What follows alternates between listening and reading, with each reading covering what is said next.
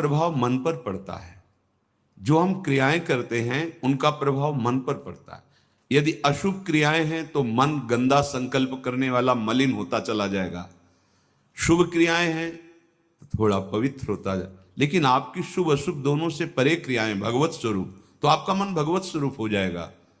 तब अंतर्दृष्टि खुलती है, एक एक इंद्रिय परम पावन हो जाती है। ये 7 बातें पूज्य श्री राधा बाबा आदेश कर रहे हैं, अंतर्दृष्टि खोलने के लिए है। साधक प्राणों की बाजी लगा करके भी इनका कभी उल्लंघन न करे तो 4 अनर्थों का अपने आप नाश हो जाता है।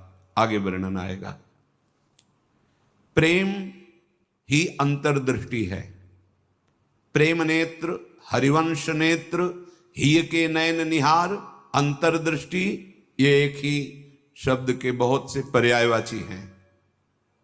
प्रेम नेत्र कह रहे प्रेम न बाड़ी नीपजे, प्रेम न हाट बिकाए, राजा परजा जेहि रुचे, शीस दे ले जाए। समझो, प्रेम ये बाजारू वस्तु नहीं कि खरीद लोगे पैसा देके। प्रेम ये ऐसा नहीं कि खेती बाड़ी है आप मेहनत करके इसे उपजा लोगे, नहीं। बोले चाहे राजा हो या प्रजा हो, जिसे भी प्रेम चाहिए शीस दे ले जाए। नारायण अति कठिन है हरि मिलन की बाट, या में पग पीछे धरे, प्रथम शीस दे काट। प्रथम शीस दे काट, शीस दे ले जाए, इसका क्या भाव होता है?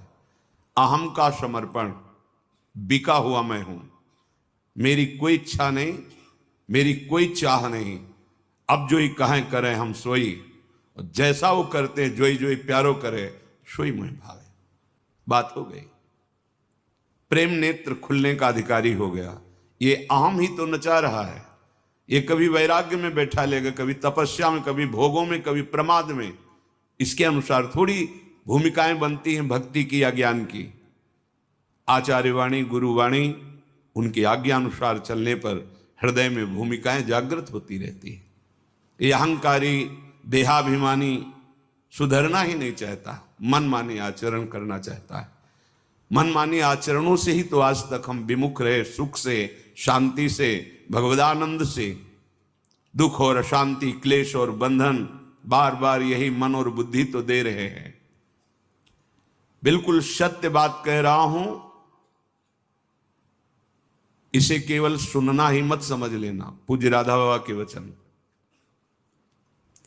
ये 7 आए बिना तुम चाहे प्रेम के प्रवचन कर लो, चाहे सुन लो, प्रेम तुम्हारे हृदय में जागृत नहीं होगा, अंतर्दृष्टि नहीं खुलेगी।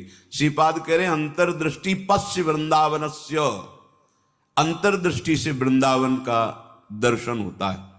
हमारी देखो बाहर नेत्र तो हैं पर त्रिगुणात्मिका माया के हैं।